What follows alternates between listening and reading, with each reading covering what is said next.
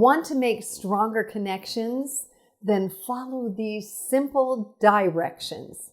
Now, whether or not you are meeting somebody for the first time or you are trying to sustain an ongoing relationship, then here's what we want to do to build stronger rapport, greater trust, greater understanding, one person to the next.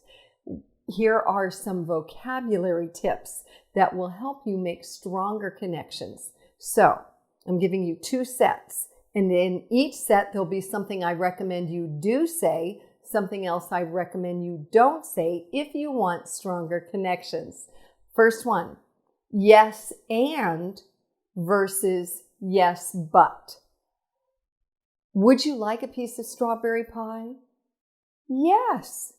And I bet I'm going to want the recipe too. Yes. And how did you know strawberry pie is my favorite? As opposed to yes, but, which offers some sort of qualifier.